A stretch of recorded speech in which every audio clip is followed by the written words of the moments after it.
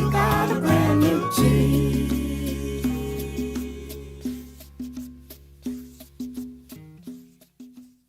You've never never listened to Mark Maron's? No. WTF? I need some new stuff.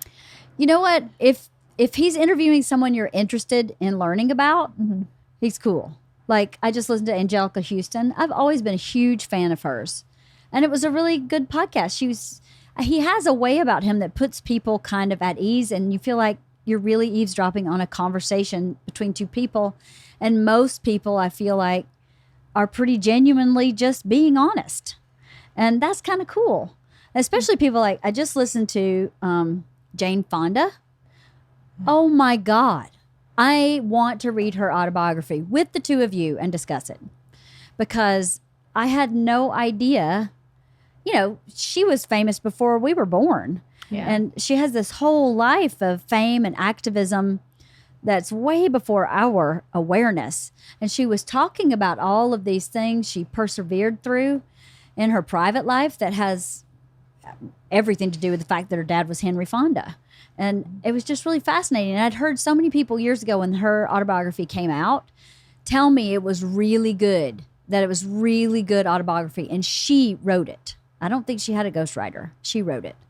So after that podcast, I was like, I've got to read her autobiography. I feel like this book club is becoming the memoir and autobiography book club because... And self-help. Right. Well, it's usually been the self-help, but like Rabbit, and now the one we're talking about today is the memoir, and then... I love memoirs. I like fiction too. I'm reading The Help. I never read that when it came out. What a great book that is. Yeah.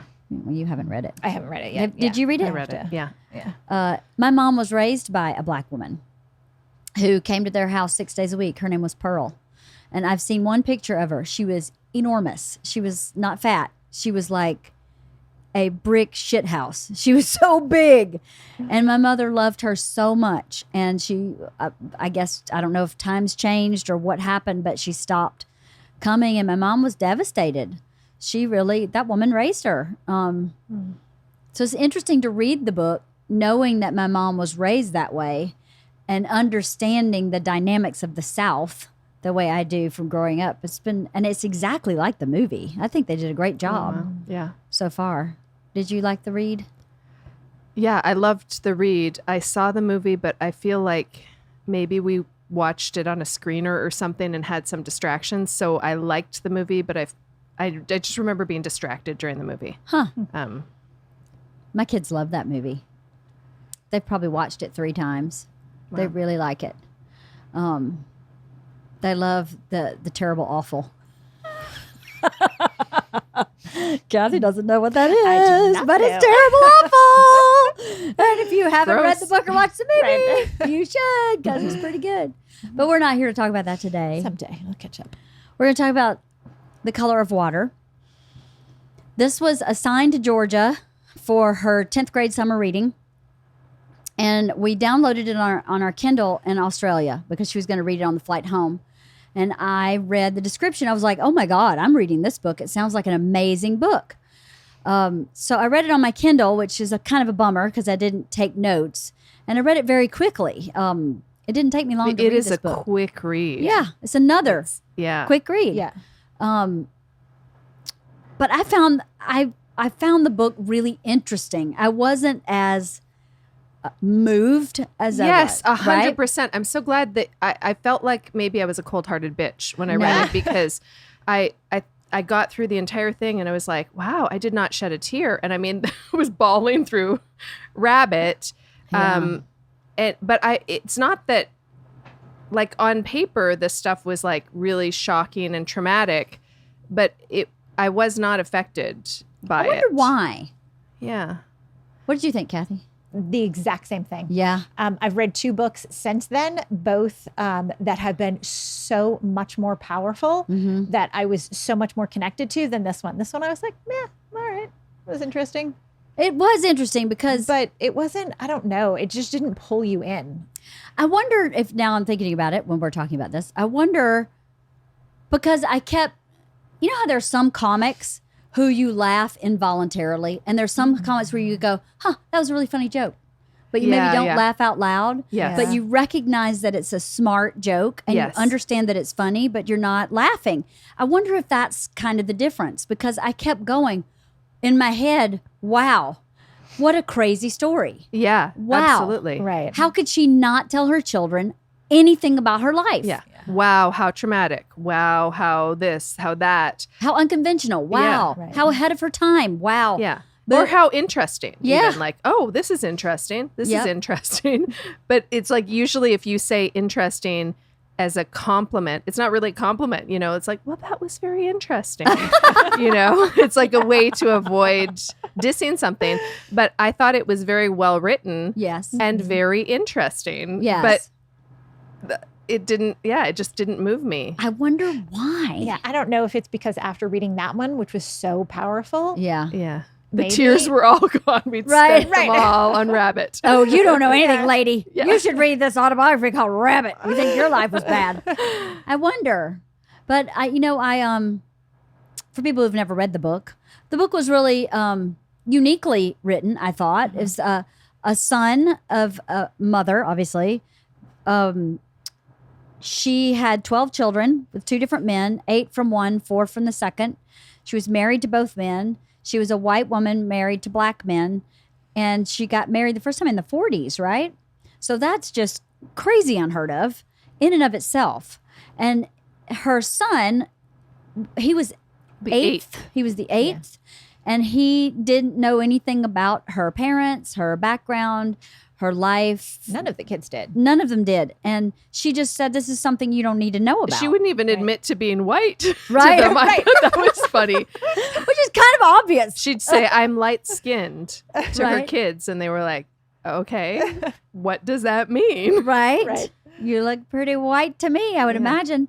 But the bravery, that woman was so brave to have just walked into this forbidden place in that time in our history was so impressive and crazy. And, he just wanted to know her history, and she wouldn't tell him. He grew up and became a journalist and basically just kind of pushed her into telling. And so the book is written in that one chapter, it seems to me, is just her dictation. Like it Yes. seems to me it's like how Yes, she's because speaking. His it's interview repetitive. of- There yeah. was a lot of repetition that I thought, wait a minute, she already revealed this. Yes. And then at first I was irritated and I felt like it was a flaw of the writing. And by the end of the book, I felt like, oh no, this is what happens when you talk to an older person about their past, especially a past that was so buried and such a distant past to Right. her, is that they sort of trot out the few things that they remember. And When they remember them, whenever it Yeah. sort of pops into their head. Yeah. Yeah. and out of order sometimes Yeah. and Yes. repeated sometimes. Yeah. Well, I wonder, you would alternate. One chapter would be dictated in italics, the whole chapter, which was clearly her voice. And the next chapter would be his story. And his story really was about his story growing up, not about his reflection of what she said or his even weaving the two together as much as just going, well, here's what's going on for me. And then she would say, well, here's what went on for me. And then here's what's going on for me. And through reading their two stories, you could weave together their life, which was a really unique way to write a memoir. I'd never seen or read a Yep. memoir like that. But that was really creative. yeah, And- very well written. A great thing for my 10th grader to read, to see such a unique way to tell a story, because really a memoir is a story. But I wonder, now that we're discussing this, if her lack of connection to what she was saying led to our lack of connection to what we were reading. Because I felt like she kept her feelings about her experience in a very controllable box, Yes, that makes yeah. sense. Because I think that actually the only stirring of emotion that I really felt was at the very end when her son takes her to visit her old classmate, the only classmate who ever connected with her, who was ever kind to her. And she is getting so agitated and anxious in the car and just sort of muttering and saying, you're sitting too close to me. Oh, look at that out the window. And just sort of like ADHD.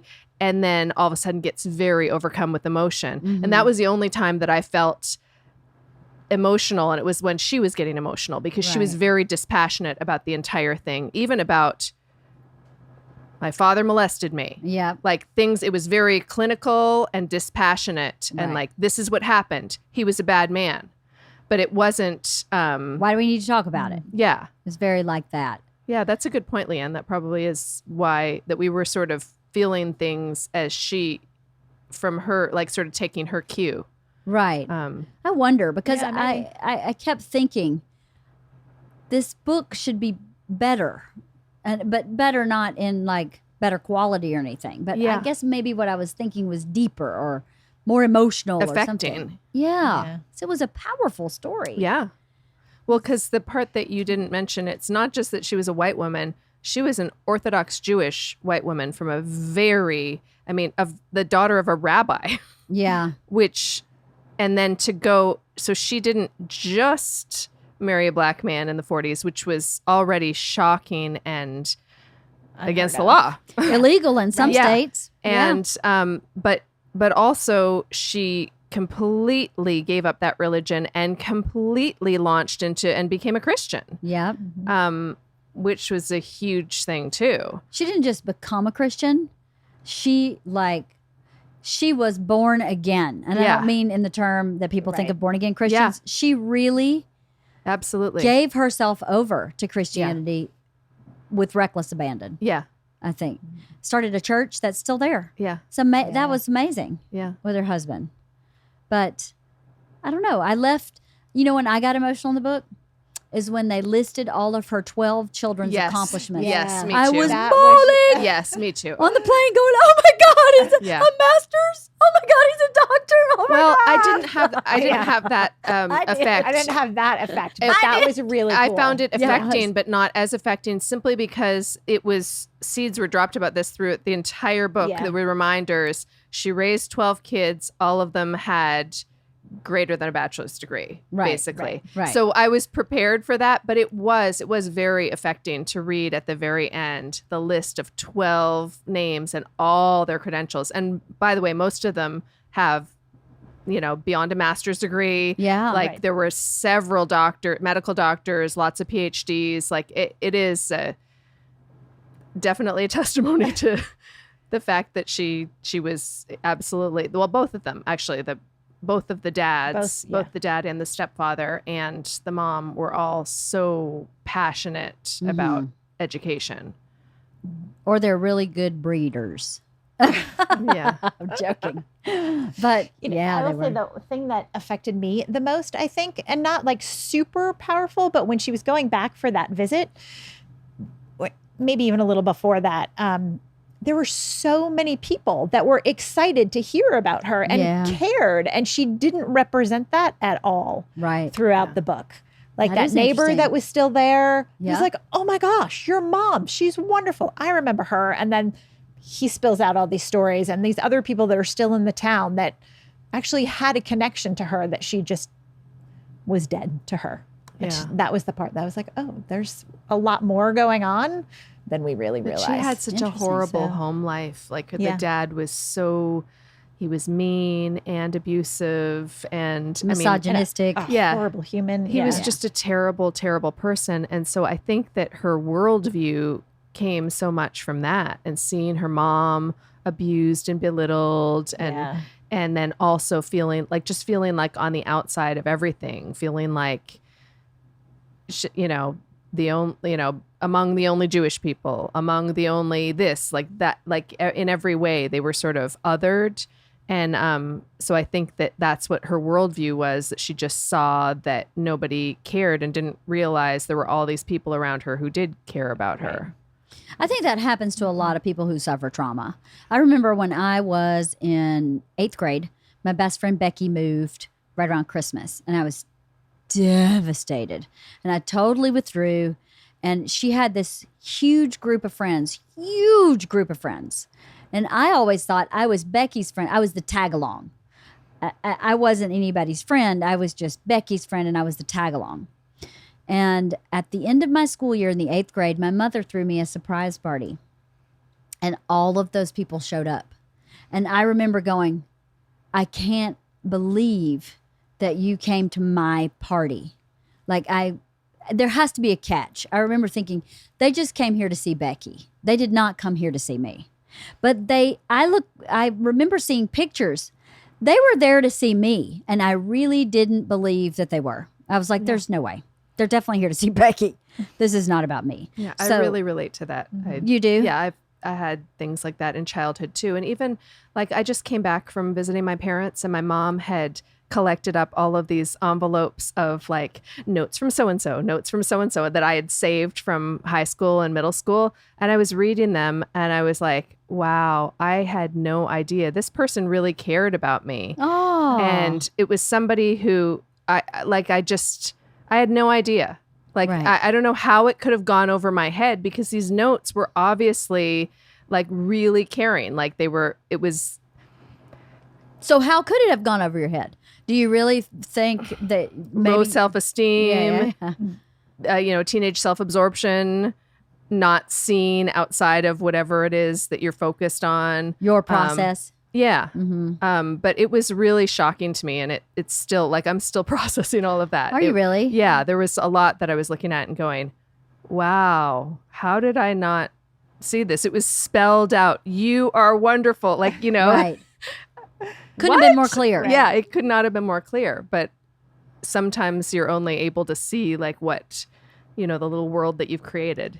Right. That's interesting. In my podcast I did with Kristen and Jocelyn, I asked them about perception, because teenagers, the specific example I gave them was Georgia thinks I'm yelling at her when I'm not yelling. I'm talking exactly like this.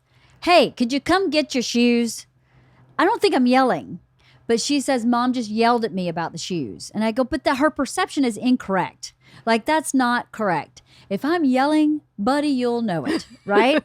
I'm not yelling. Yeah.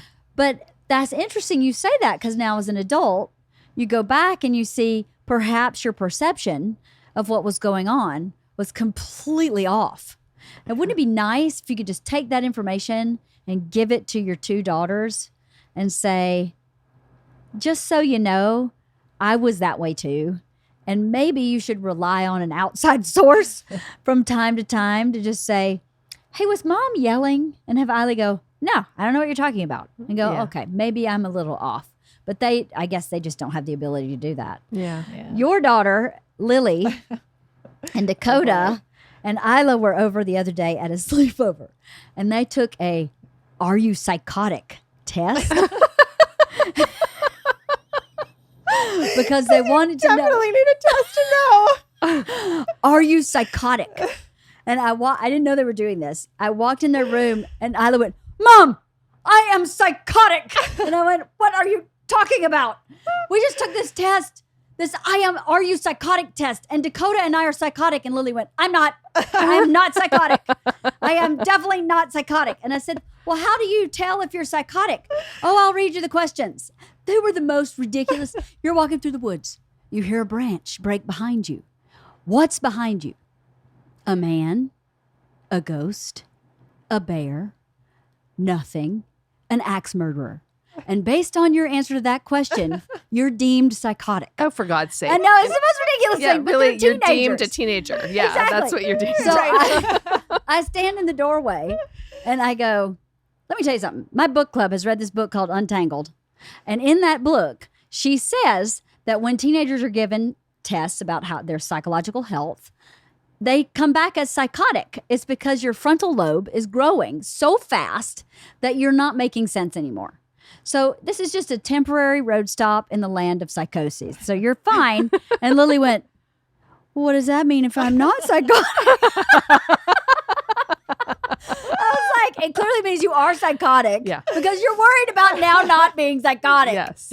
I was like, I don't know what it means, Lily. You're either ahead of them or behind them. One of the two. But it's coming if it hasn't already passed. And she said, yeah, I don't think I've been psychotic yet. And I was like, okay, good. I beg to differ. Just saying. It was hysterical. But yeah, They might cute. be psychotic. All of they them. might be Yes. psychotic. Oh my God, we're psychotic. Mom, you have to take the test. And of course, I take the test and I hear the branch and I go, it's either a wild animal or it's nothing. oh, you're not psychotic. And I went, yeah, no shit. Because there's no ghost, there's no axe murderer, and there's no bear. I mean, come on. The likelihood that a bear goes clink with a twig, I think I'd hear a little more than clink. And why are you in the woods by yourself anyway? Right. You're Just like, the question. we've taken our Girl Scout camping leader training. Like, I know what to do when a bear comes. Not really, but I'm going to tell you so I can calm your psychosis for the next time we go camping. Oh, that's funny. It was pretty funny. So yeah, maybe our perception at that age is not exactly accurate. Would you say? Yeah. So where else did you go? You just went back home? oh. Tour to East Coast. We went to Hilton Head, South Carolina, and stayed in a house with Richard's entire family. Oh God. And How was that? It was actually really fun. Was it good? Yeah. It's a lot of people. Yeah, it's a lot of people, but it was a big house. Oh, that's good. Yeah, and all the kids stayed together on the third floor. So, yeah, that was fun. We went into Savannah. We then we went up to visit my family outside of Toronto in Canada. Then Richard and I took the kids for a day trip to Niagara Falls. Oh, fun. And yeah, it's a lot of family togetherness for 15 days. I have a lot of nieces and nephews. You do? Yeah. On both sides? Well, on my side, I only have 2 siblings. Richard has 2 siblings. On his side, there are 4, 5, 6 total cousins, including our kids. So just 4 nieces and nephews. And on my side, my sister has 4 daughters, and my Wow. brother has 3 kids. Wow. It's a pack. Yeah, it's a pack, and they're all more or less the same age, and they're all on both sides. They're equally bonded. They're just as thick as thieves, and it was a sleepover every night. It was, I mean, I'm exhausted. Richard's exhausted, but they had a blast. They did. Oh, Yeah. that's good. That's awesome. You know, that cousin thing is pretty special. Yeah, it is. I don't know what it is. Your kids had cousins out too, didn't they? I Yeah. had cousins out here too. Yeah.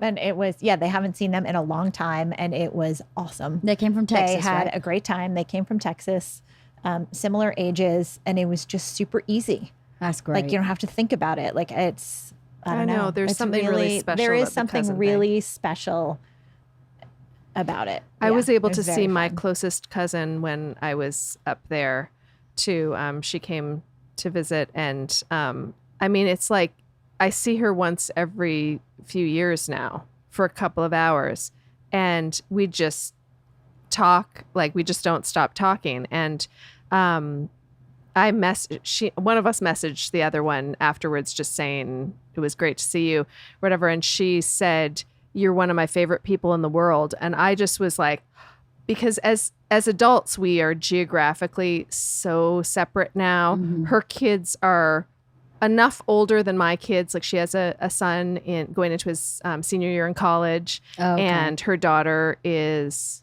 in senior year of high school. Okay. And so they're enough older that we didn't go through that together, and we just haven't been in close contact. Right. And when she said that, I was just like, it literally made me gasp. And I said to Richard, like, listen to what Carrie just said. She said I'm one of her favorite people in the world. Aw. And he's like, yeah, she's your cousin. And I was like, I know, but it's really special. Yeah, there's something really special about cousins. Yeah. There is. It's really cool to have a bunch of cousins. I grew up with, 2, 4. There were 6 of us in my cousin pack, but I had 2 cousins, Stephanie and Wade, who had 2 cousins, Chris and Keith. And because I stayed with Stephanie and Wade every summer, I call Chris and Keith my cousin, but they're not. They're really my cousin's cousin.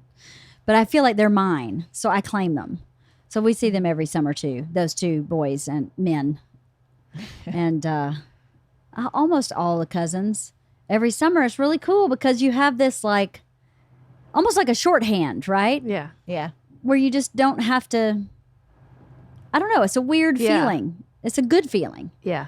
but it's weird because you just kind of show up and you don't have to. There's, I think, the understanding that you're family. So it's just slightly different than with friends. There's like a slightly more of your guard is up thinking, I don't want to fuck this up.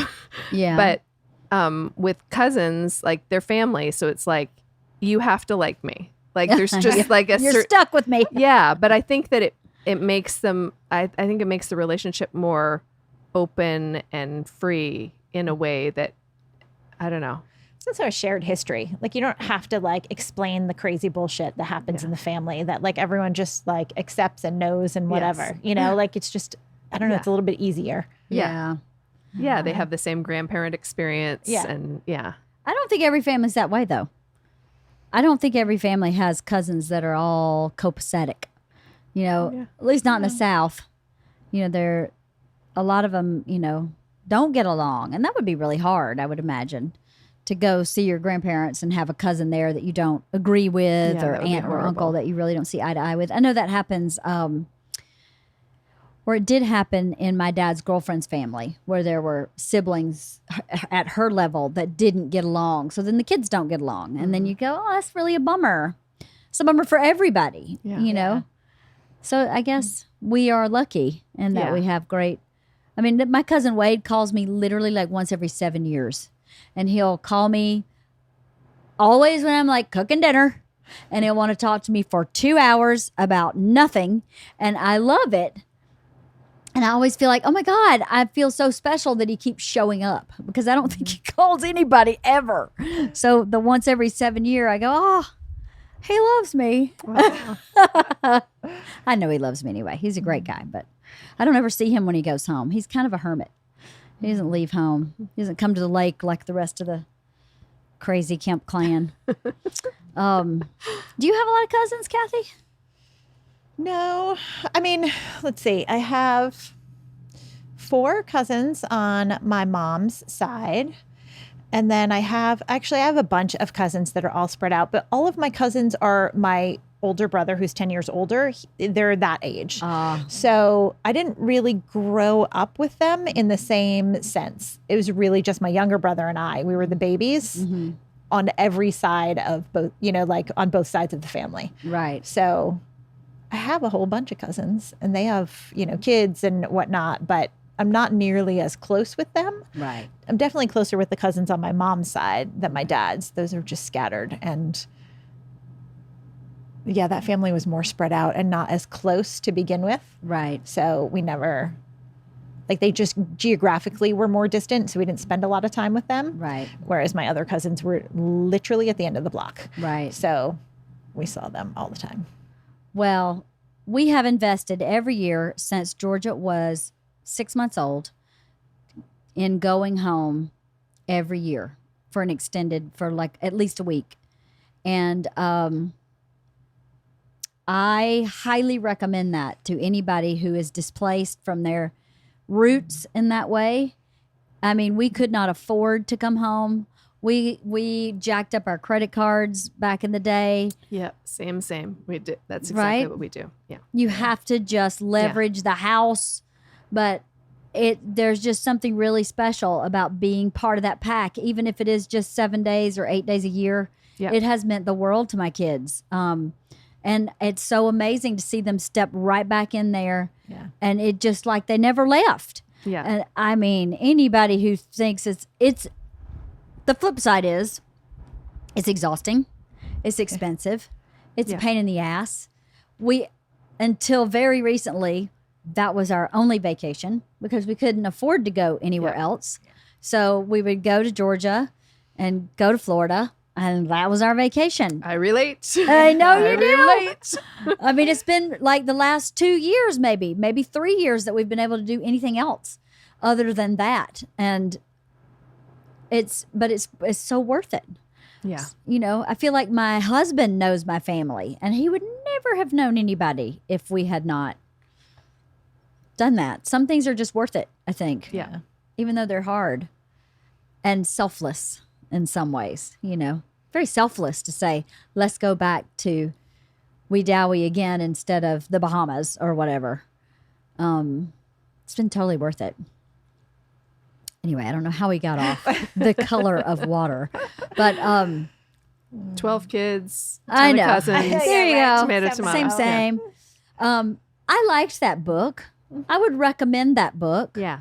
But it is not my most favorite book. Yeah. Same. Yeah. Same. Yeah. Same. Very well written. Yep. Interesting story. Easy read. Easy to read. Yep. Really But unique.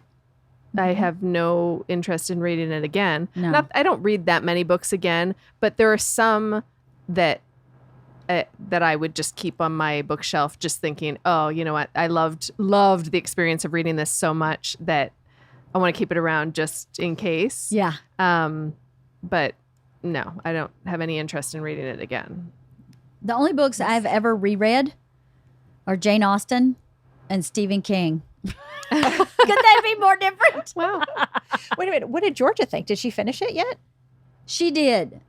She had the same reaction. She was like, it was a very interesting story. Mm-hmm. But she was like, she was like, if I didn't read that book, I'd be okay.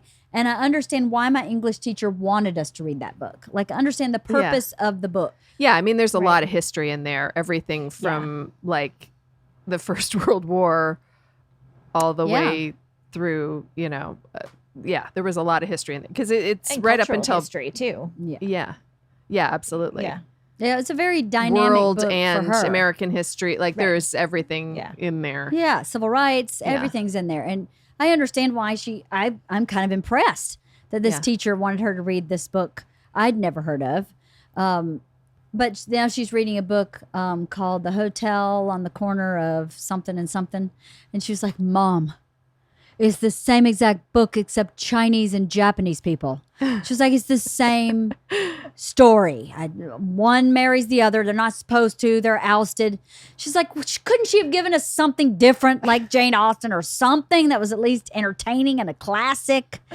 So I was like, well, I actually kind of agree with you. It would be hard to beat that book for kind of covering all the bases, The Color of Water. It would be really hard to beat that for talking about adversity, diversity, tenacity, perseverance, coping, not coping, abuse, there was just so much jam-packed in that book. Yeah. I don't really know why she's having her read another one that's similar, but maybe they're going to compare and contrast that they are Yeah. having similar but different experiences. Maybe that's in the writing of the book, perhaps, or I don't know.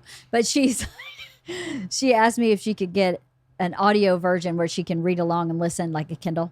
And I said, yeah. And I walked in her room today and she looked like she weighed 1,000 pounds. And I went, what are you doing? She went, I'm listening to this book. It's so boring. I feel like I just read this book in The Color of Water and I have to do it again. I was like, just get through it. Just barrel through it and then spend the rest of your summer reading something you enjoy. Right. Well, at least that's something that can be said of this book. It was not boring. No. I mean, No. it was very interesting. Yeah. And it was easy to read. Yeah. And it was a fast read. Yeah. Yep. So for the devourer of books out there, it was a good book. It's worth reading. It's totally worth reading, for sure. Like, what I learned from that book was worth reading. Yeah. What I learned from that book. Because I did learn a lot about, his history, really. Yeah. I liked it. I would definitely recommend it, but I don't need to read it again either. My mother-in-law read it, and she went to see the author, James McBride, speak, and said that he was a wonderful speaker, and it was a wonderful night. But Was he speaking about this book? yeah. That's really great. That's cool. The book's about 10 years old, I think, or so. Yeah. It's not a new publication. Yeah. But it's good. It makes me think, I feel like there's a big chunk of books I missed, like The Help. I missed that book. And I feel like I need to go back. Like, there was a time in the 90s when all I was reading was self-help. I was reading zero fiction. And so I missed this like decade of fiction. I was either reading plays or screenplays or self-help books. Well, you can just Google Oprah's book list, the Oprah's book club, and you'll have. I don't know. I feel like there's all of them. so much out there. Yeah. Like, I feel like I've read so many things, and then someone will be like, hey, have you read this? I'm like, no, not really. Yeah. You know, Do you know what like, I started there's reading just- on vacation? Oh my God. I was at a thrift store. My kids have gotten really into thrifting. And I saw, what's her name? Sue Grafton. She does the alphabet series, the, B is for burglar, C is for corpse, whatever. And I saw like G or something. And I thought, wonder if those are any good. Like, 'cause I like Right. murder mysteries. I like detective stuff. I like this kind of stuff. But when things get too popular, I get very skeptical of Same them. here. And so I was like, I don't need to read a series that has like the whole alphabet. But I thought, I just kept seeing it pop up. And I thought, if they have A in this thrift store, I'll get it. And they had A, and damn it, it was good. It was really good. I read a bunch of those back in the day. They're good. Yeah, not the whole series, but yeah. Yeah. Yeah, Well, I and like them. the whole series interested. So then I had to Google her. She did not finish. She died before the end of the series, but she made it to Y. So the Wow. last Oh my God, published, really? yeah, the last Wow. published book is Y. And she had said she had contracted and wrote to her family, over my dead body, will you Sell Z. Will you do this? well, yes, will you hire a ghostwriter or whatever? She said, I will come back and haunt you Wow. if you hire a ghostwriter. So her family said, no, as far as we're concerned, the alphabet ends with Y. So I came home and I ordered like up through G to be delivered. I was like, okay, I'm going to tear through these. And like everything's arrived except for B. So Oh my God. I'm waiting for B. But You're in a holding pattern. yes. That's cool that you found an author that you like that has Yeah, so many it's books. exciting. Yeah. That was my Stephen King. Yeah. I just devoured him. Like I've got 24 to go. So Right. That's awesome. That'll be really great. Yeah. That's cool. And then you said you read a book that's very moving that I bought and haven't read I yet. read What's it two called? books that both were much more powerful, or at least for me. The book, and I only remember the first part of the title. It's called Maid, MAID. MAID, a woman's, like, No, it's not that. It's like I forget like the other half of it. shining, cleaning, and blah blah blah to freedom or something like that. I think. It's got a it's weird. one woman's way to. I forget. I don't It is know. not because she said that and I looked it up and I was like, that's not what the second part of that is at Where's my all. People are phone? like It's driving somewhere. and listening Anyway. to this and going, this is nonsense. Yes. See, hard work, low Okay, and a mother's will to survive. I was getting there. It's a It was mother's. something. You had it I love how you're reversed. both looking at that and going, was see, like, yeah, what? that's what I meant. Yes. Yeah, it is what I meant. It was like spit shine and knuckle grease. That actually was, I thought, really powerful. Was it? Yeah. Well, I bought it Um, before I listened to Jane Fonda. I bought that book, and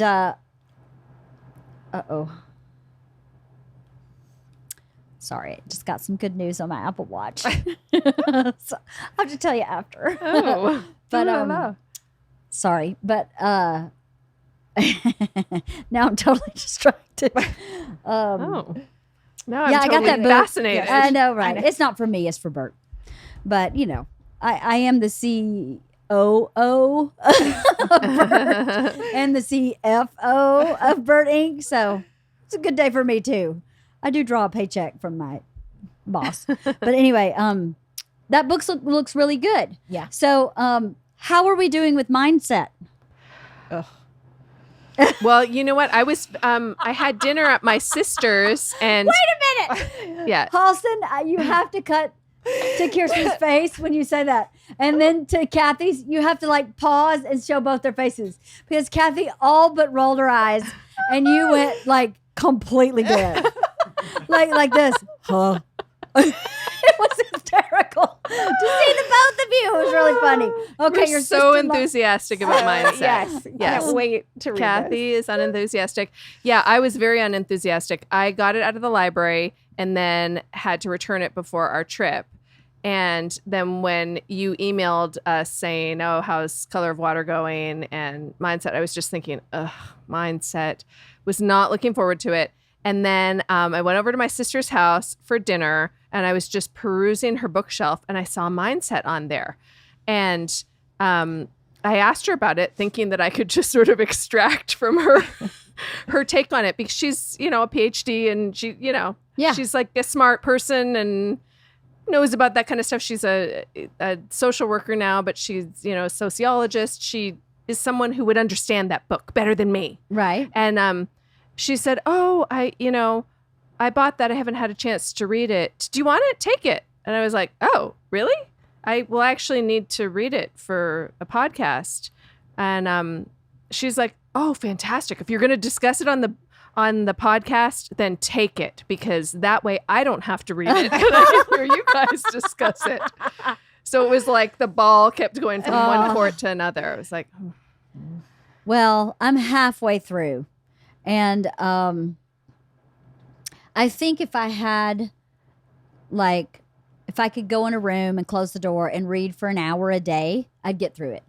It's not, I'm having a hard time staying engaged in it.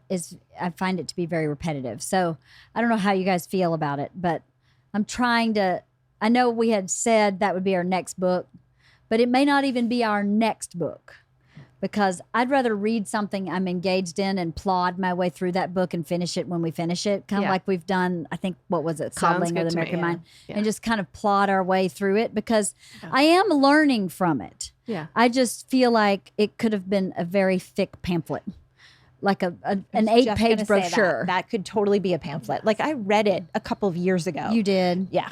I mean, clearly I don't remember a lot of it. I remember some things. There's definitely some stuff to be taken out of it. Yeah, for sure.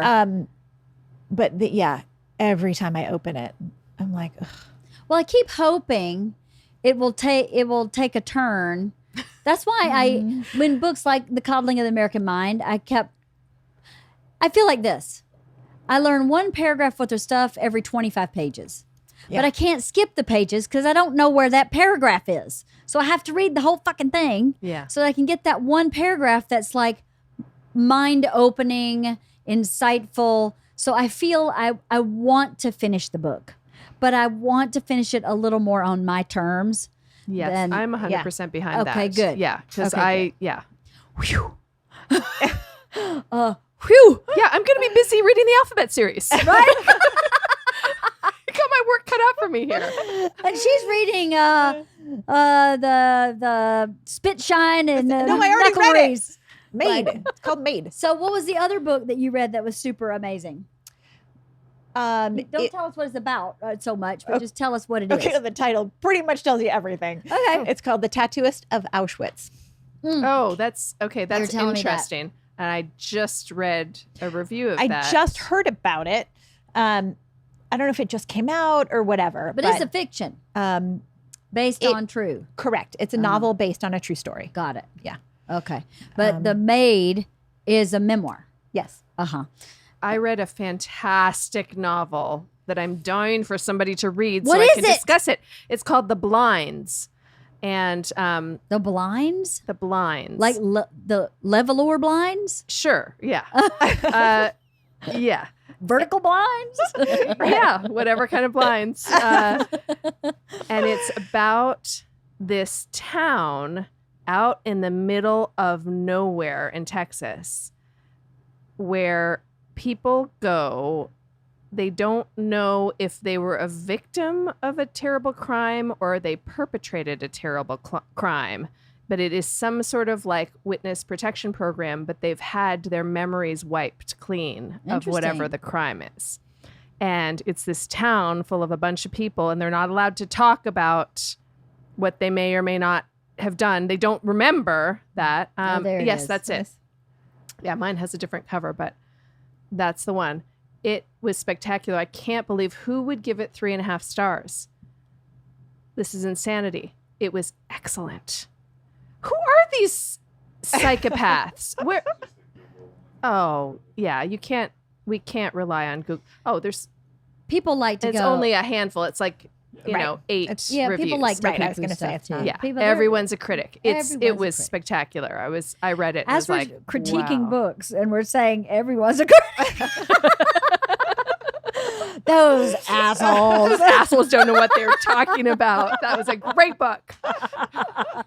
Who made you God? Meanwhile, we're critiquing a National Book Award winner. Didn't it win the National Book Award or something? It won a big award, yes. Yeah. We all said good things about it. We just weren't as engaged. I really wonder if it was because the mother wasn't connected. I wonder because I kept having that same thing that I have with, there's some comics that I think are really smart. And there's some comics that are really funny. Yeah. And then there's some that I can't help myself but laugh to.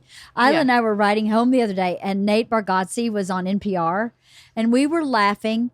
Like, one of the jokes he said, in my head, I thought, that is so stupid. And I couldn't stop myself from laughing. I was laughing so hard. I was like, that guy's so stupid in my head. But he's not stupid, obviously. He's really smart. But then there's other comics that I watch and I go, that was a really smart joke, but I don't laugh at all. So I don't know. I'm glad we read that book. Yeah. So me what are too. we going to read next that's not Mindset? Do we read Jane Fonda? Do we read Maid? Do we read something else? You've already read, so that's a cheat. It's a really easy, quick read. Maid? Yeah. It's not cheating. It's a cheat. It's a total I didn't cheat. read the Cliff Notes. We I have to actually start read at the book. same starting place, okay? You can't be that far ahead of me. Whatever. I'll read The Help then. No, well, no, we then can I'm all ahead do of you, Whatever. and I'm that's a cheat. obviously cooling my heels for a little while until B is for Until Burglar B- comes into the library. So You're in a holding pattern. Yes. Slight holding Let's pattern. read Jane Fonda then. I think it's a big book. Is it? Yeah, I think it's a thick. I used to own it, and I just kept But didn't putting read it it? off. Yeah, and then I donated it. I was like, I've had this book for 5 years. I haven't read it. Clearly, I'm not going to read it. And then listening to her talk about all these things she survived through and the wisdom she has today. Like, her dad was narcissistic terribly, and how she and her brother coped with that differently, but both had problems with addiction in different ways, and how that affected. And I was like, wow, what an insightful, deep person. And I mean, it just made me really interested. She said something. There was one thing she said in the podcast. Oh, Bert complains to me that I'm not affectionate, that I don't like just randomly walk up and hug him, and I don't, sit in his lap. I'm just not that girl. I'm not. I love him and I give him love, but he wants me to be more affectionate, right? And she said something in that book that really struck me, and it was, I had never heard this before, but that people who grow up with parents like hers, and I think mine, they may be similar. Affection is unsafe, sort of, because you don't know what is connected to that. So you grow up avoiding it. So then you don't really know how to give it. So there's something that's come up, I think, in her marriages, is that she's not very affectionate. And I'm not very affectionate either. And Bert would always say, I wish you would treat me like you treat your cat. And Dr. Drew said to me, I told him that off camera, I think, and he said, oh, it's because the cat's safe. Cat's total unconditional love. You know exactly what you get with that cat. You don't know what you're going to get from Bert, even though you know consciously, you don't know subconsciously. So that's just not safe. And then when she said that, I thought, in saying that, she said something like, I just realized I am not successful in marriage type relationships. So I just I'm okay with that. I'm 80. I'm okay with that. And I became okay with that because I realized these things about myself that happen from growing up the way I grew up. And there's some of that you just can't completely change. And I actually have to consciously think I should go give him a hug. Like, I'm very affectionate with my children and my animals, clearly, but I don't know why I really don't think that way. Or I don't even know if think is the right word. I don't feel that way. That's not, you know what I mean? Yeah. So I was really interested when I heard her say that. I was like, that's really fascinating. She's clearly done some work on herself. Mm-hmm. And she had said she wrote the memoir because she felt like that was like the last big major piece of work she needed to do for herself, was to just be completely honest with her life and put it in that book. And I'd had so many people tell me it was really great when it came out, and I bought it and then never read it and then donated it. Not that we have to read that book, but I don't know. I just really enjoyed her on Mark Maron's podcast on the WTF. She's a force to be reckoned with. Yeah. She's a good person, too. She always gives to people and to causes, and she just seems to be a person who puts her money where her mouth is a little bit. Yeah. My impression from that interview. Right. I'd happily read that. Yeah. But I'm a little daunted when you say it's this big. It was, I remember it being a thick book. Uh-huh. So that's probably why I never started it, because I was like, I'm never going to finish this book. Downloading something on Kindle helps a little bit, because then you don't really have a sense of how thick it is. But I prefer to read a book. Yeah, me too. Yeah, me too. Should we do something shorter? Like Maid? I'm trying to think what else is on my list. I can't think of anything right now that. Okay. So you want to know what I've been doing? Mm-hmm. Someone emailed me, a listener emailed me and told me, this is pretty powerful, actually. I wish I had the person's email so I could read it. It was really powerful. They emailed me and told me they were listening to the episode I did about mothers with Sam and Lynn. And that in that episode, in listening, this person realized they were narcissistic. And because they kept saying, oh, I do that. Oh, I do that. Oh, I'm that way. Oh, I think like that. Oh, that has happened with me.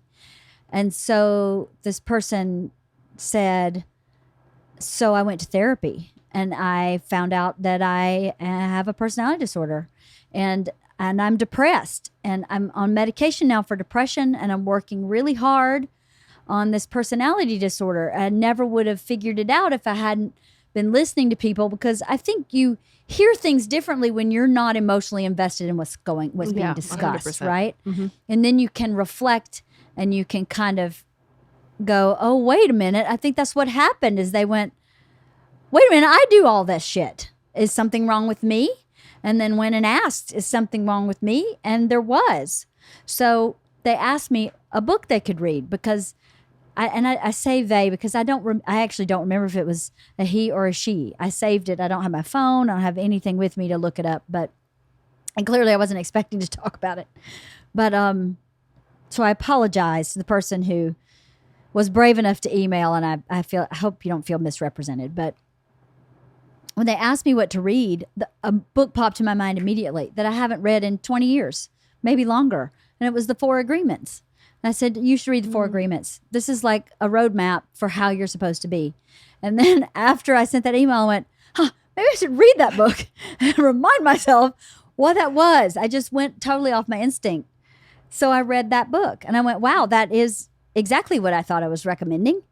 And how amazing it was to read that book that much longer and to see how much I took to heart from that book and try to apply all the time. And I'm not perfect, but I try to.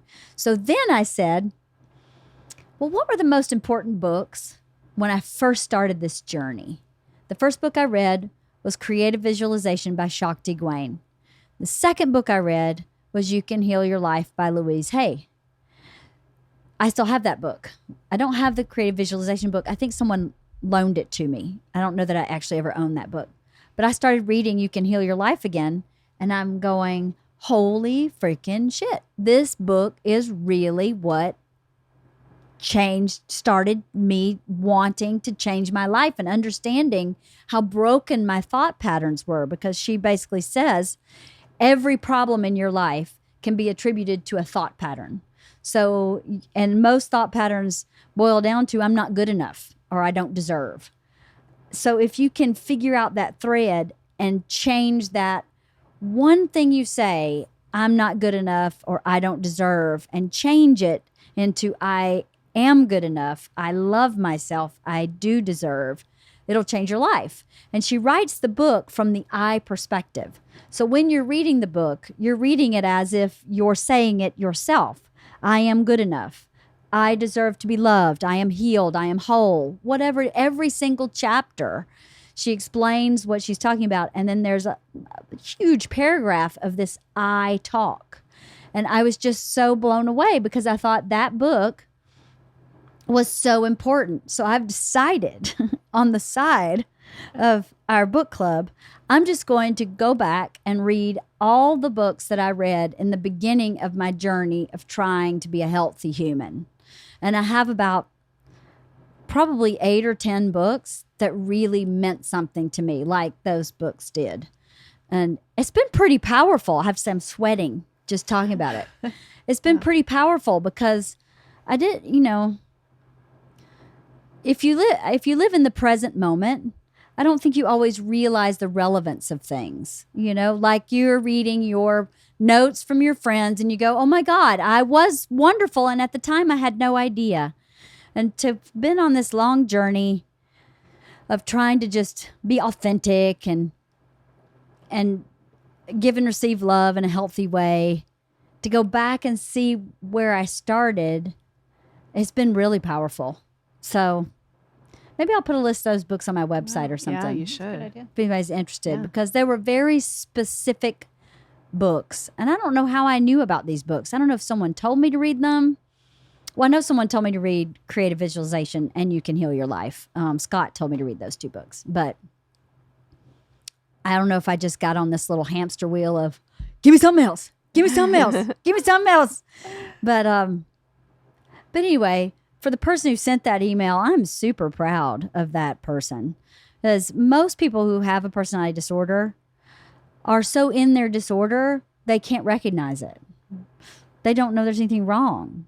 They think they're right and everybody else is wrong, which is part of the issue, right? To be able to stop yourself and say, hold on, I'm having these terrible things happen in my life. Maybe I'm causing them is super powerful. What a great gift. Yeah. To give to me, to share that with me. I felt very honored. What were you going to say, Cathy? I'm going to say, yeah, that's pretty awesome. It was really amazing. Talk about their journey starting. You know what I mean? That's really, to be able to even step foot on that road is really awesome. It is. Because I believe people who have personality disorder feel very alone. Mm-hmm. I think my mother feels very alone. And it's just my opinion that she has a personality disorder because she's never been diagnosed. But from everything I've read, she must feel really alone. To be right all the time would be very lonely, don't you think? To always be right would be very lonely. So I don't know. Anyway, I started reading. I read the 4 Agreements in like a day because it's such a short, quick book. Little. And it's such a good book. Have you ever read that book, Cathy? I haven't read it, no. Oh my God, it would take you one day. It's 4 agreements. Be impeccable with your word. Do your best. Don't take anything personally. Don't take anything personally. And don't make assumptions. Yeah. See, it could be a pamphlet. Yeah. I don't need to read it. It's a pamphlet. But those 4 things, he dives into them just a little bit, really. Yeah. Each chapter is maybe 4 or 5 pages. It's really a quick. Really is a pamphlet then. Concise. It's a very small book. It's like only, 3 by 5. No. Yeah, it's about. It's a little bitty book. And They added a 5th one called Be Skeptical but Learn to Listen. that's interesting. And now they have a 5. 25 years later. Oh, hello. Interesting. The millennials have a 5th agreement. I guess so. Be skeptical, but learn to listen. I don't know if I'd tell a millennial that. They're already skeptical, right? What are you trying to get me to do? Right? Are you trying to? Do you make money from suggesting that book? I'm suspicious. I read it. I loved it. And the 5 agreements you read? Oh, and you loved it. Well, I loved rereading the 4 agreements. It was really great. Any books like that did something for you that made you just go, wow?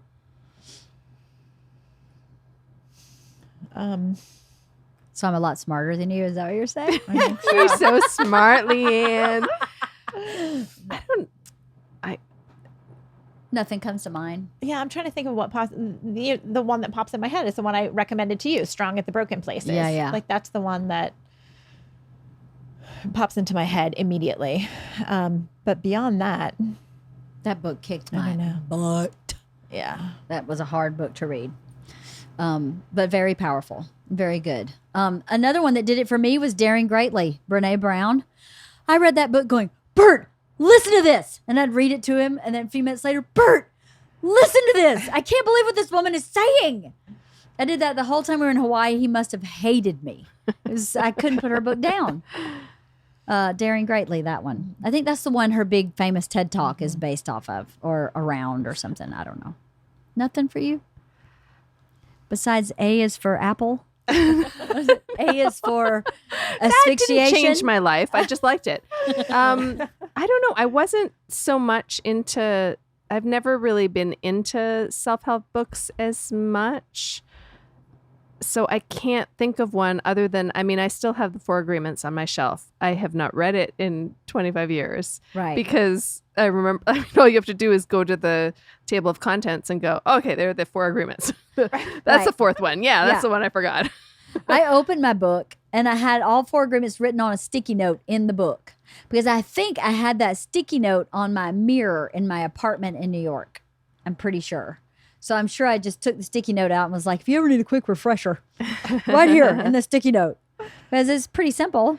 Actually, you know what? Now that we're talking about it, The Artist's Way by Julia Oh, Cameron. great yeah, book.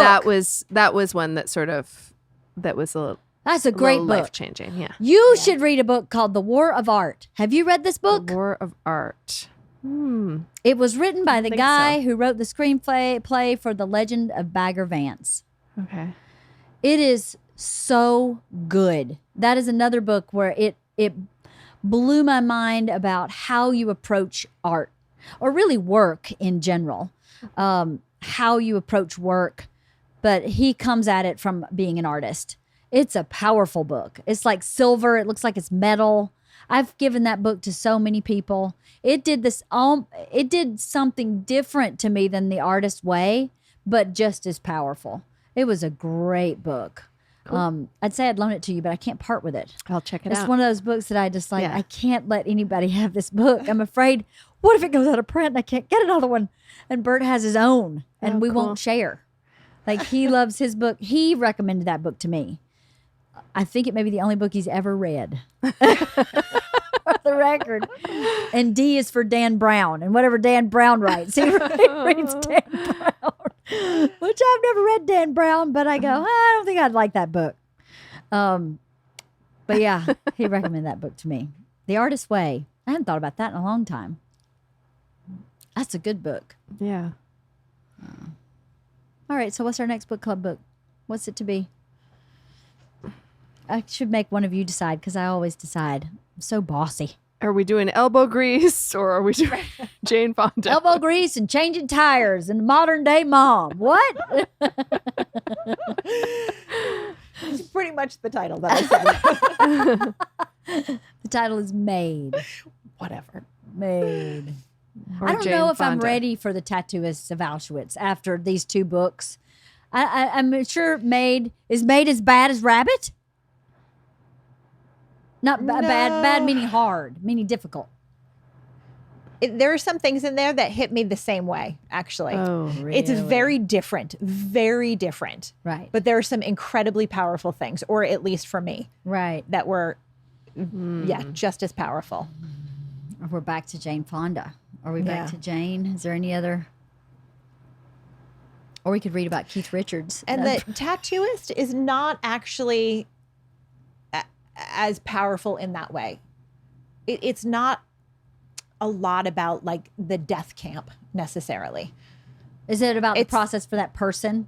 It's a lot about humanity and how some people just had none left and how others Okay. had. Hard more than pass. Okay. Can't do it. Right now. I Okay. don't Fair know. enough. It was good, but Should we read The Help? you have a head start. Not fair. She's finished. I think we need to read Made. For one, so that we can all agree on the title. We'll still screw up the title. I'm telling you. Just stick with Maid. It's fine. Is it an easy read? Yeah. Okay, I can do that. Then I'll do that, And then Jane Fonda. and then Jane Fonda. Okay. Maid came out this year. Yeah, I feel like it would just popped up on like some recommended list, which is the only reason I ever heard of it. Right. But Where do you get these recommended lists? no idea. Just sort of pop up. Huh. Yeah, I don't know. Actually, I think I was like on Amazon, and it's like, oh, I don't ever don't trust know. those things. Everything I ever get from there, I hate. I don't know what kind of book I like. Like you seem to like detective mystery type stuff. Yeah, right? it's not the only kind of book that I like, but that is that's a genre that That you like. That I like. Do you have a genre that you like? My all-time favorite is like historical fiction. Oh, What does that mean? really? Yeah. Well, like the tattoo artist of Auschwitz? No. No? That's not historical? Did you read? It is, but Did you read the one that I told you about? which one? The Devil's Half Mile came out about a year ago. My friend wrote it. I have not read that, and now I'm remembering you recommended It's so this. good, and the sequel's coming out in September. Oh, see, I'm Highly recommend. I got to write this down. Yeah, You could I just wanna listen to read the that. I'll text you. podcast. It'll be on the podcast. You're at about an hour and 11, somewhere around there. Good to know. But of course, I got to write that down too. I could also text her. Yes. There's The that. Devil's Half Mile by Patty Hirsch. Right. The sequel's coming out in September. I've read both. I used to, like I said, devour Stephen King. And every time I go back and read one of his books, I really enjoy it. But for some reason, I have no impetus to pick up a new one. Oh, I just read a new Stephen I King haven't book. actually What read is that it? in a long time. This is my problem with remembering things, is that I read so many damn books all the time. Elevation by Stephen Elevation. King. And it's a teeny tiny, like it's more of a novella. I think there may be 100 pages Oh, that's or something, great. 125 pages. It's very short. And I really liked it. Did you? Yeah. Had you read him much? As a kid, Yeah. like as a teenager, Yeah. I read a bunch of Stephen King. And this is not in the horror realm of Stephen King. You Right. know, he has like his different Yeah. genres. Like Shawshank and Yeah. This- So this is more of a Shawshank than a Oh, Cujo. I It's loved not a that. Yeah. And Stand By Me. Have your kids watched Stand By Me yet? They haven't yet. Oh, my kids love that. I think has Lily watched it here? I think she watched it here. I think she watched it here. Such a great story, and that was a little novella too. Yeah. And yeah, that's a good one. Anyway, okay. So what are we reading? I forgot. you should check out this podcast. Yeah. Hour and 11. We're now About at an hour 9:13. and 10 minutes. Hour that hour was 13. yes. decided. We're unclear on the title. After We're Maid. We're unclear. reading Maid. Maid. Maid and something. Down on the elbow hands and grease knees, elbow grease, and Scrub it, don't spit rub it. shine. Yeah, that one. We should always have wine when we have podcasts. That'd be great. Scrub it, don't rub it. I'm just the maid. Isn't that the name of it, right? Yes, Something like that's that. totally the name. It sounds interesting. Yeah, well, maybe somebody could take the title and run with it. Have a 50 Shades of Maid. I'm pretty sure there's a van parked on that has that. Probably. Topless Maid. Yeah, the topless maids. Yes. Oh my gosh. Who hires that? How is that not No one, hashtag because that Me van Too? has not moved in 100 years. No one ever hires them. Do you think the maid is inside the van, Maybe. Kathy? I don't think so. I think they might be living there because they're So not in working. LA, there are these vans parked, and on the van has a big sign that says "Topless Maid." First of all, the van is bright pink. Yes, it is bright pink. And yeah, it's advertising topless maids. I just can't imagine how that would be can't. interesting. Why Again, would you? I mean, It's pretty depraved because it's such a you think? And it's cheap. So A, The cleaning is cheap. Or no, that's inexpensive. So then you got to go, what woman cleans a house topless for that little money? Nobody. You could get a job with your clothes on for that little. Yeah, it's like but- $49 or something. Leanne, Yeah. but maybe it's somebody who is unemployable otherwise, who's not able to be. But actually, if you're going to be a maid, you have to be bonded, don't you? Yeah. I'm pretty sure Sylvia is not bonded. No, but I mean with If you the work for with a the company. service, Her like if- teeth with may the, be bonded. with the company, you know, with the service, they Like Molly Maids, yeah. yeah, I think or you do. topless maids. I'm sure because don't they're know. completely legit. that's by the priority way. one. Are you bonded? Yes. Good. Let me see you with your shirt off. Perfect. Let me see your bonds. Show me your Show bond. me your bonds. Right? Shake your bonds. Shake your And bond. jiggle them. Maybe they went to our pole dancing class and then became maids. That was fun. Maybe. I don't know. So what else is happening? You go anywhere else? Anybody go anywhere else this summer? All done? We we went. haven't gone anywhere We yet. went to San Clemente with Where is one of that? our. It is in Southern California. It's Yeah, about I know that. But an what- hour and a half south of here, South. and it is an absolutely adorable town. And we stayed with one of our Girl Scouts and her family, and they have 2 timeshares, and they have 2. They're a 3-person family, and they have 2 so that they can invite somebody down. Oh, that's and really nice. Spend time with them, and we had a blast. Awesome. And we were on, I think the first night that we were there, it was the day after the earthquake Uh-huh. here, and I'm sure you guys felt it Yeah. hard. No, if you I were was in on a town. bike.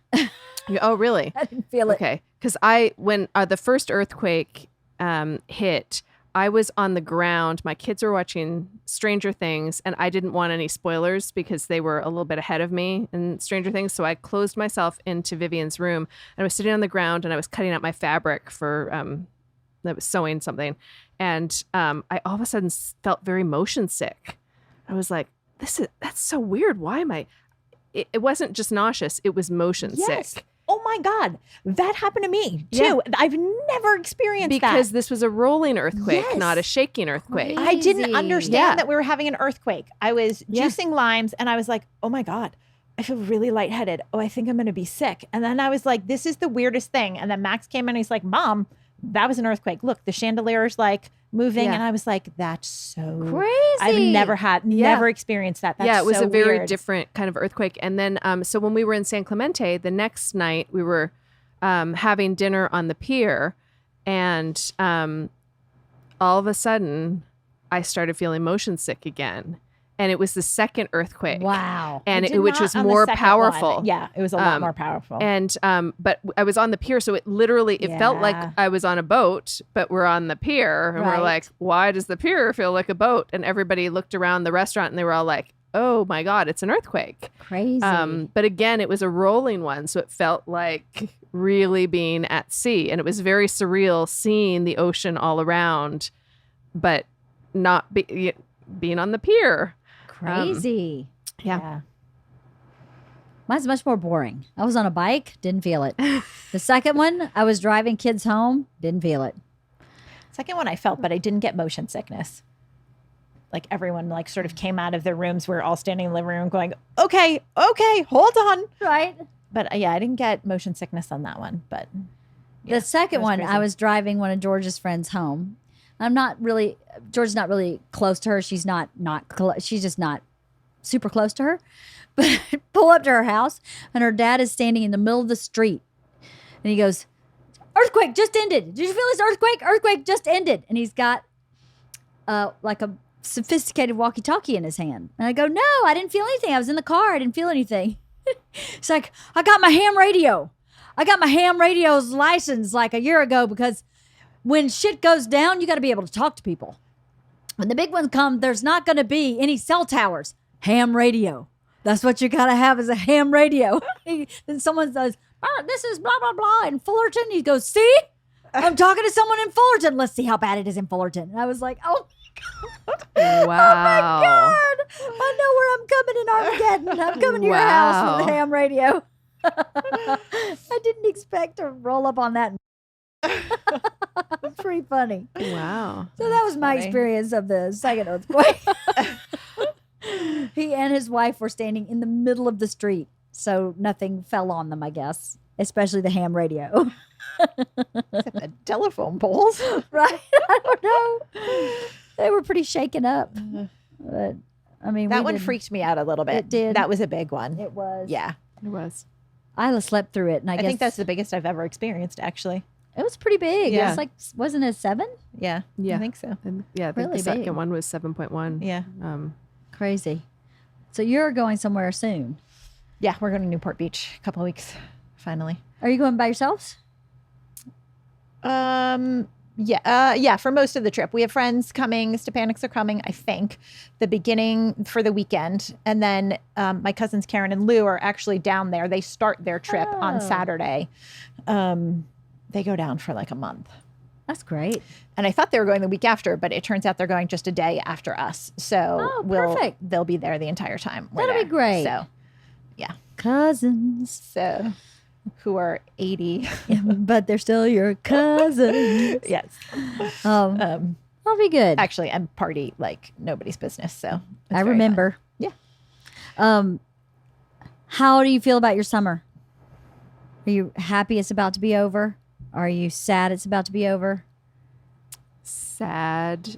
Yeah, I'm not happy Yeah. that it's about to be over. I'm not really looking forward to school starting. Girl, me neither. I mean, yeah, I'm not ready to get back into that grind. I'm not Like either. just the whole Me like neither. already. It's like, have you done your summer reading? Have you started your summer reading? Did you do your math packet? Like, I'm just Yeah. over it already. And I actually don't even care. I'm like, you still got 4 weeks. It's fine. You can start it next week. Right. Well, But- Camille starts in 2 weeks. Yeah, Georgia too. August 14th. Is that when Camille starts? My kids don't come She back for a while.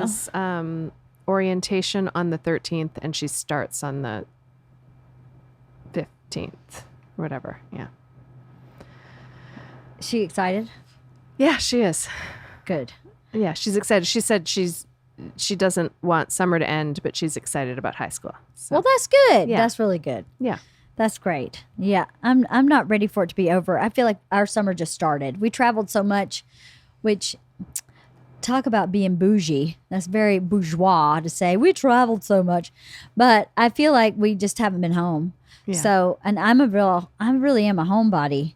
I like being home. Yeah, me too. And so I feel like I'm just now getting home, and I feel like there's a lot of little silly stuff I want to do with my kids that I haven't, like just make cookies and stuff like that. We Yeah. just haven't really done.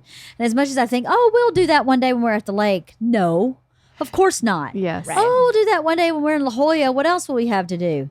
No, we had a 2-year-old. We were all chasing around a 2-year-old. It just didn't work. And that's totally fine. But yeah, I feel like I'm trying to compress all the little stuff into a short period of time now. Just same. to kind of movie marathon. Let's do a movie marathon today. And now I'm feeling rushed to get all those little bitty things in. Yeah. And when the summer started, I had told the girls when we weren't traveling, I want them to make one meal a week that they shop for, they plan, they shop for, and they cook and do everything. And they really got excited about that. But they've only gotten to do like 3 meals all summer each because we've been gone. And it's too hard when we're, cooking for 4 is different than, even we're in La Jolla cooking for 10. Yeah, absolutely. That's too much for them to have to learn to cook for 10 people. It's just, and I Yeah. don't know that those 10 people would want to eat lasagna and the things they want to cook, so I don't know. I want to get some of that done. And I just feel like, Ida's got to take her practice HSPT test, and when are we going to get that done? And we had all this stuff to just I know, shove it's in all at a the end. blur. It's too short. It's too Summer's short.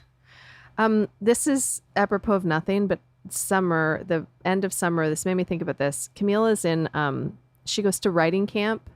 It's just a day camp. It's like a half day thing. She loves it. It's a creative writing thing. And I asked her if she learned anything interesting about her fellow campers. It's very small. It's basically a workshop. It's not even a camp. It's like a workshop. There are only 4 of them, all teenagers. I asked her if she learned anything about her fellow campers today. And she said, yeah, it's the weirdest thing. We're all left-handed. What? Have you ever heard of such a thing? Wow. No. Yeah. That's crazy. Yeah. All 4 of them are left-handed. That's really cool. Yeah. Anyway, sorry, that was apropos of nothing, but That's cool. I could not get over it. I was like, what? Well, clearly now they Yeah, have to start random. a gang, Yeah. right? The Lucky Lefties or something. Yeah, That's they can bizarre. have dinner together because nobody's going to be bumping each other. Yeah, totally. That's crazy. That's really cool that she's going to a creative writing workshop. That's really cool. Yeah, she loves it. She did it last summer too. Where is it? In La Crescenta. Oh, that's so Just, close. Not, Yeah. Right? not at all. Yeah, There's I no mean, straight way to get there. That's the no, problem. not at all. And so it's a minimum round trip drive of an hour. minimum. But For a on half-day Monday, camp. it took me 30 minutes to drive. Like 30 minutes is the absolute minimum, but it took me 30 minutes to go pick her up. So yesterday, I left with 40 minutes thinking, oh, I'll read some of my book while I'm waiting for her. And it took me 40 minutes to get there. And today I was like, okay, I'm going to leave 50 minutes so that I can read some of my book. And it took me 50 minutes. Damn I'm like, it. damn it, I don't have an hour tomorrow Right? to give to this commute. But I know tomorrow softball starts. Tomorrow. Yes. I think it's from 6 to 8:30. Which is such a difficult time. Yeah. yeah. Because now I got to leave Right in the middle of dinner. at 5:15 to get there in time because it's in. And then what am I going to turn around and drive back for 45 minutes to sit home for 30 minutes to Right, drive back?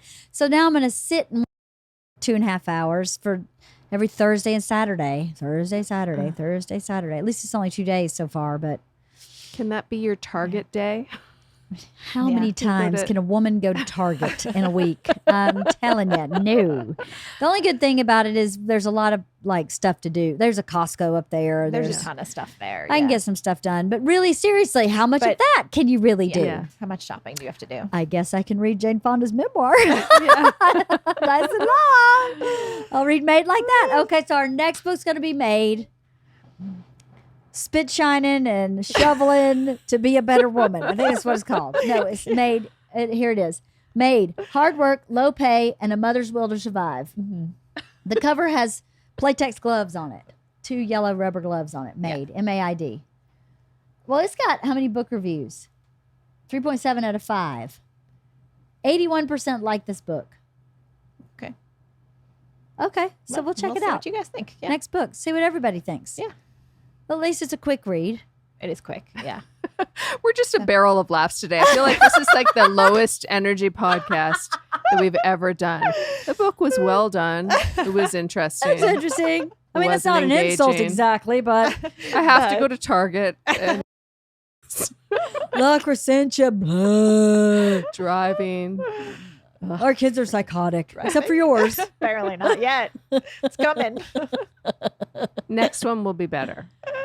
I think this was fine. Don't discount this one. All of mine are good. I feel like, and for people who aren't interested, now that's something different. But I think we have good talks about stuff. I think we're very fascinating. Fascinating ladies. I'll plan on being more dynamic next time. You're fine. We're all just fine. Would you step it up, please? Yeah. I mean, Halston, come on. did we do okay? Yeah, see, he loves every podcast. He's falling asleep. What's that? He's falling asleep right now. I just says that. woke him Yeah, up. it was good. I asked the question. I woke him up. Well, thanks for reading with me. Thanks for always showing up and doing the work.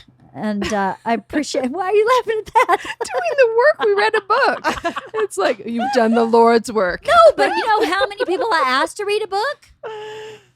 Lots. I didn't just ask the two of you. I just gave up asking anybody else because you were the only two that kept showing up. I'm happy to read books with So, both of you. I love to read books. And, before I had kids, I had a big book club with lots of people that I started with my one friend, and we had it for like 4 years, and I loved it so much. But I had the time to read, I don't have as much time to read now, and I wish I did, but I enjoy reading and talking about books so much because Me too. I mean, reading is just amazing. And I feel bad for people. I feel bad for people like Isla who just can't seem to enjoy it because it's just too laborious. And that breaks my heart because I think reading a book, your imagination gets to do so much awesome work when you're reading that it doesn't get to do when you're watching a screen because the work's done for you. Yeah. So to sit down and maybe this inspires someone to download Rabbit on audiobook and listen to it instead of a podcast. And, not to not listen to podcasts, but listen to that as well so that you're reading because I just read something about the benefit of listening to a book versus reading it. And they're almost the same. It's not quite the same, but it's really close. So it made me feel better. I thought if Isla is listening to someone read her Pride and Prejudice, she's still getting all that good imagination maybe just not sparked from her own brain. It's just sparked from someone else's voice. So, okay. But, you know, I prefer to read, but not everybody, you know, not everybody has even as much time as I do. A lot of people have less. Well, But and also an audiobook is just a great way for, like, we all do a lot of driving. Yes. It's a great way to pass the time and to also feel like engaged and feel like, oh, I can keep up with something that I like to do, reading, when I can't otherwise do it. You know what I want to do? I think we should read something that was something that we would never read. Like, I don't know, like something we would just never read, like something that is against our belief system or something. Do you know what I mean? Does that make sense? Not to be like crazy, but Psychotic. yeah, psychotic. Not to be too psychotic, but I'm very interested in trying to explore a point of view other than my own. You know what I mean? To just read a book that fits in my box of what I want to learn. Mindset fits in my box, even though it's not super engaging. It fits in my box. I would like to maybe read something that doesn't fit in my box and see how I process that.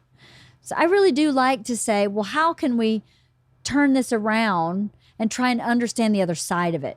Not to agree with it necessarily, but to try and understand it. Would you be interested in doing anything like that? I don't even know what that would be. Yeah, I like don't a even know what Joel Osteen book or something. I don't know. Does he write books? I don't know anything about Joel Osteen. But you know what I mean? Something that we would never read. Sure. Yeah, I would do that. Like, As an when you experiment. first brought that up, like something outside the box for you, I immediately thought of like someone riding on a dragon, and I was like, oh God, I can't read a fantasy novel. I just can't do it. Like, You mean like Game of Thrones? I loved Game of Thrones. Oh, I well, then what you talk about? I loved Game of Thrones, but I just mean like, I don't know, like magicians and wizards and all that kind of stuff. Like Harry Potter? Oh, that's I so love Harry funny. Potter. Never Well, mind. okay. But Harry Potter is different. I don't know. You know, That's so there's funny. I like was the like, whole. wait, are we reading like the works of Scientology? What are you talking about? I don't Well, even. I maybe. don't know what I'm Like- talking about. But you know, just like fantasy. I don't know. That just does not. No, but interest maybe. me. But I know a long time ago, I think you and I had a discussion. Yes, we did. I know You know exactly where what I'm you're talking going. about. We were What in are- the car. Yes. So tell me. Right? We were talking about reading a book on comparative religions. Yes. Because I feel like I know little to nothing Oh, we outside talked about this of on a my- book club. I think. Did we? Yeah, because I feel we like had this I was part of conversation, this conversation. like years ago. We may have talked about it since then, but I something bought, along those lines. Yes. Because I know nothing Yeah. outside of my world. Yeah. That's what I mean. Something like that.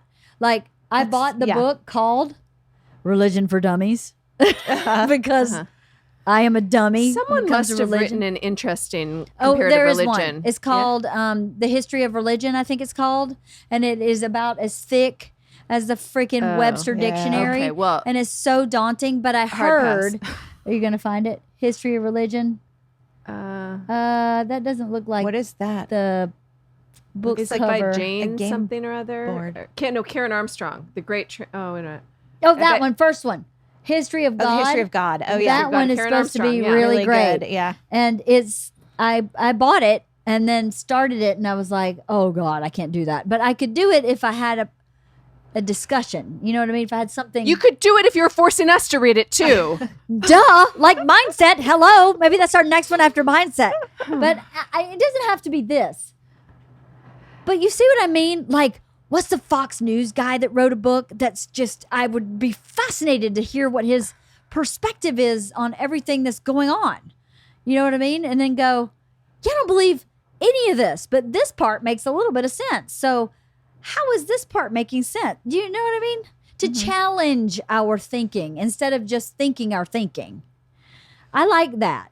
I don't know if you like that. I like that in theory. It's just that when yeah. you bring In up theory? some, in theory, but then when you bring up some like random jerk from Fox News who might not even believe what they're spewing because they're just trying to stir up an audience, I just feel like I don't want to give that any more traction. I feel like they get enough traction. Well, I hear you. I understand that. So, but you see what I'm getting at. Yeah, no, I see what you're getting at, and I'm theoretically interested. Something that we can.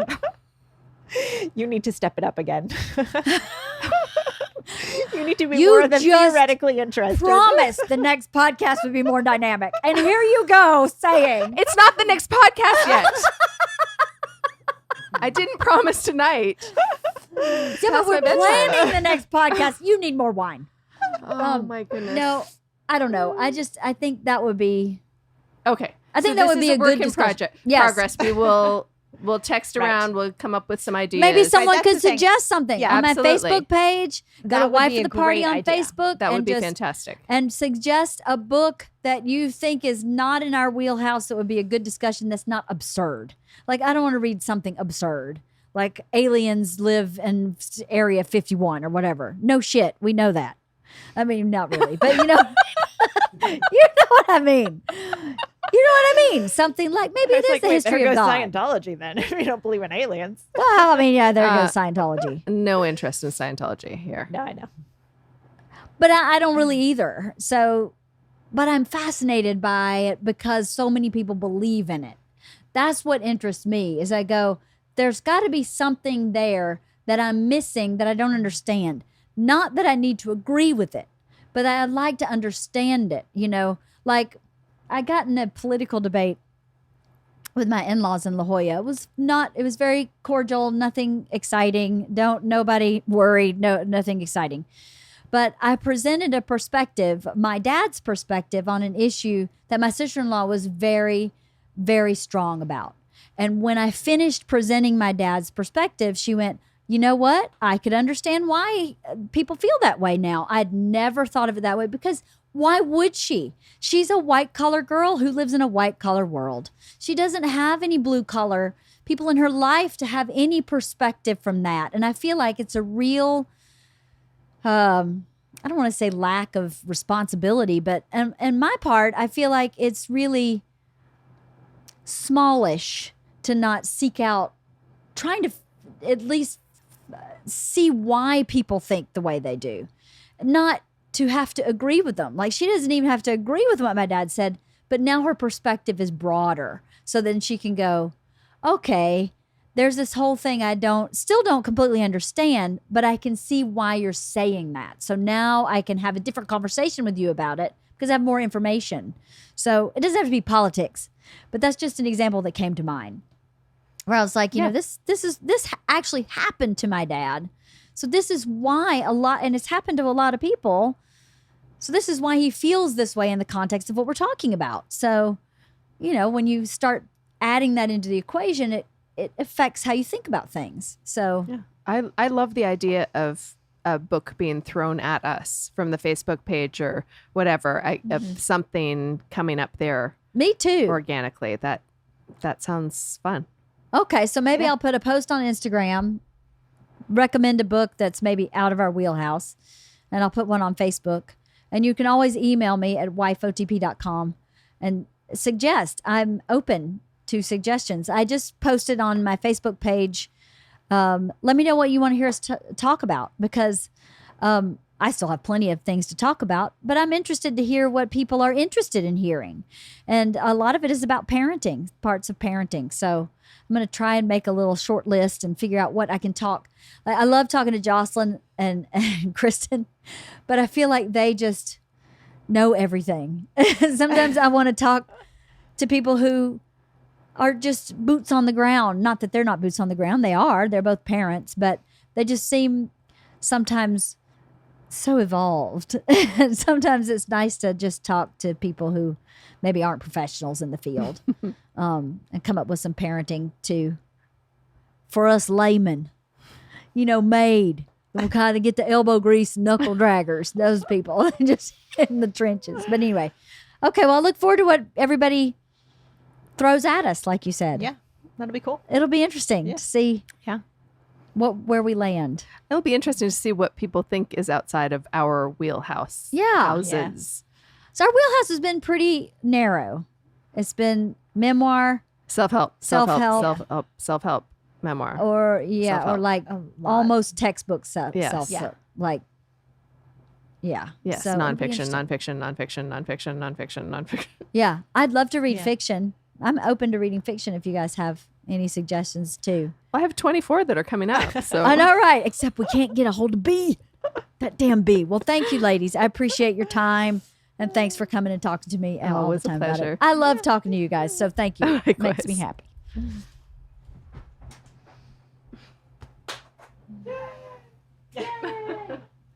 I'm almost at number 80. Can you believe that? This is 81. Oh, that's 81.